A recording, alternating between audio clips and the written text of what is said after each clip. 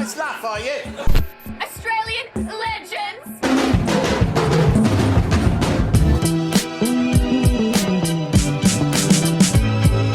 Hey! Sir, can you knock? What's up, everyone? Adam from FWCI. This is Brewstew Cat Attack. What have we got in this one? I don't think I'm going to be in this one, personally. Although, maybe my cat Tilly may. She's not an attacker. She just eats spiders. And, we picked up her bed the other day, and underneath her bed was a dead cockroach.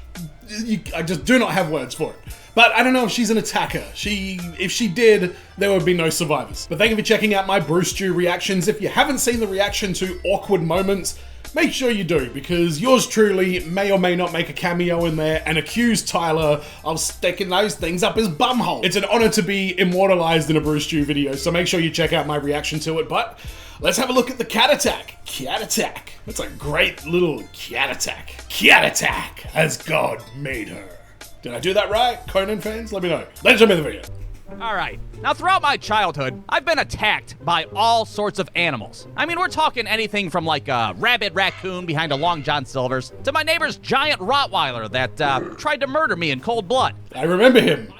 Timothy, wasn't it? One of the most traumatizing animal attacks that I've been a part of had to have been from my friend David's pet cat. Now, this cat was a Siamese cat named Cotton, and like a lot of Siamese cats, his ass was cross-eyed as hell. That cat was so cross-eyed, I swear he could, like, see other dimensions and shit. And not only was he cross-eyed, but this cat was mean as hell. I seen him commit felonious assault on many a child throughout my life. He'd, like, go out in the street and, like, trip a little kid on a skateboard. If you weren't paying attention, he'd fucking burn your ass with a lit cigarette. Ah, what the hell? Alright, who gave the cat a lit cigarette first is what I want to know, and R.L. Stein immortalized on the wall is hilarious. Let me know in the comments. Favorite Goosebumps book?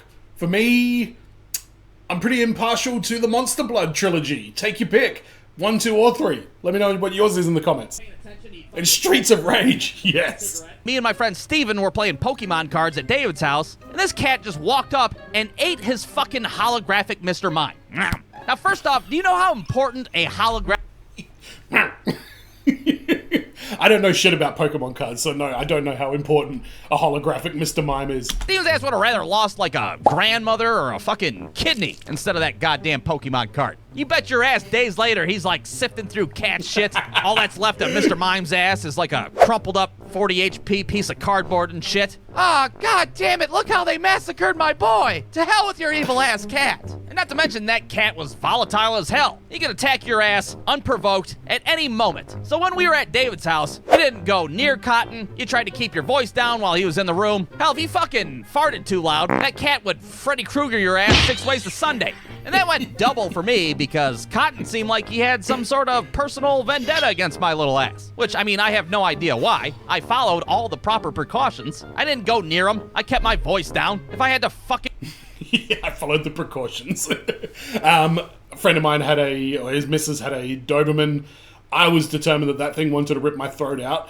Somebody told me at one point that, she's getting a bit old. Sometimes she doesn't know who she's like, growling at and stuff like that. The dude put me in a hallway that was pitch black and this black Doberman came up and I was like, oh, hello. And then he started woofing at me and finally somebody emerged from a room and was like, all right, you might wait outside. It's like, thanks. Why didn't I just wait outside at the start? Why'd you bring me in to this pitch black hallway with this friggin' pitch black Doberman that wants to rip my throat out? Come on, man. I'm talking about my friend Jamie, former owner of a green N64 controller. If I had to fucking fart, I stuck my ass out of the nearest window, but it didn't matter.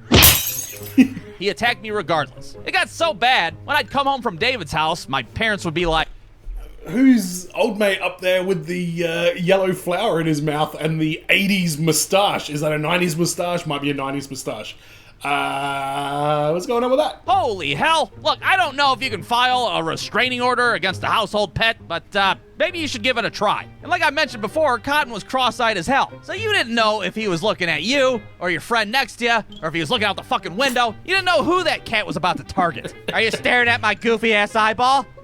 No? Please don't hurt us. I'm not talking to you guys. I'm talking about that kid across the street, goddammit. Oh, Michael. What the fuck? Suck shit, Michael. Cotton the cat is that his ass would have seizures from time to time. That's right, apparently cats can have epilepsy. That's a real thing. Yeah. His ass was diagnosed by a veterinarian and everything. Oh yeah, your cat's gonna have seizures and flip-flop around like a fucking bluegill out of water. He'll be fine though, just keep him away from like hardwood floors and probably the staircase. Now these seizures that Cotton would have never really seemed to bother him all that much. He would just kind of like spaz out for a minute or two, and then he'd just pop up and walk away like nothing ever happened. But these seizures would happen all of the time. They happened so frequently, it wasn't even like a big deal to us. It was just like a common occurrence in David's house. We'd be sitting on the couch watching TV. Cotton's ass would be over there like, dude, turn your TV up. I can hardly hear Boy Meets World over your loud-ass spastic cat. Well, fuck you, Mr. Feeney. I'm not going to detention. How about that? Well, it was during one of these epileptic episodes where I almost met my untimely demise to Cotton the cat. You see, it was late one night when me and Steven were staying the night at David's house, and we're up in David's room playing Streets of Rage on the Sega Genesis, you know, getting our asses beat by the fat flamethrower guys on stage 4, naturally. Well, all of a sudden, we hear a very familiar sound coming from downstairs, and that sound is followed by something smashing on the floor. So we go down to David's living room to investigate, and what we find... Sorry, I gotta do this one again. And that sound is followed by something smashing on the floor. What we find is a broken lamp and Cotton the cat's epileptic ass laying on the floor. Apparently he was laying on a table, had a seizure, knocked the lamp over, no big deal. The only problem was, Cotton's ass is just laying there, not moving at all. Cotton, are you okay? Cotton's ass finally fucking rattled his brains into mashed potatoes. So we're all standing... Don't try and pick him up. He's gonna come back to life and fucking ravage him, isn't he?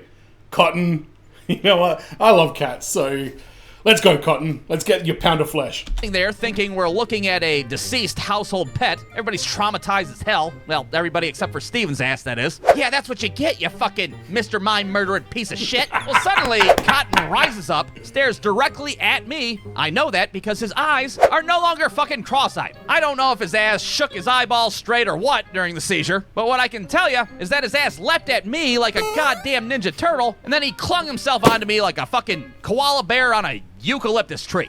Now, real quick, it's important to note that I don't draw ears on my characters usually, because I'm a lazy piece of shit. But because of the nature of this attack, I'm gonna put a fucking ear on my character. Because... I love the pause. It's like, by the way, for the sake of this story, we need an ear. So, there it is. Good work. What happens next is Cotton's ass ends up clawing into my fucking earlobe. And he didn't just scratch it. No, he gets his claw stuck in it. Now, I don't know if you've ever had your ear pierced by a cat litter encrusted claw before, but I really do not recommend it. I start running around David's living room in a panic while 9 pounds of fucking Siamese cat hangs off my ear. David's ass is over there like, heal, Cotton! Heal, goddammit, stop it! Steven's flinging fucking couch pillows at it, trying to save my life. Eventually, Cotton's ass leaps off of me. I couldn't tell you exactly how or when, because I'm pretty sure I blacked out over the whole fucking... Dead, isn't he? What the fuck? Oh, he's good. Okay, he's alive.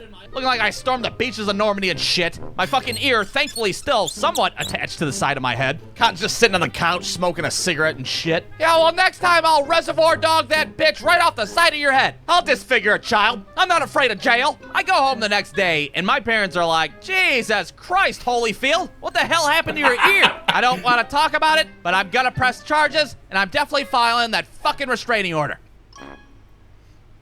Brewstew.com. Shout out to Matthew Strahan. I don't understand how that name is Strahan. Strachan. I'm pretty... Was there a footy player? Strachan? Maybe I'm getting him mixed up with somebody else. Nathan Strachan, I think he was? I don't know. Shout out to Cotton as well. That absolute menace.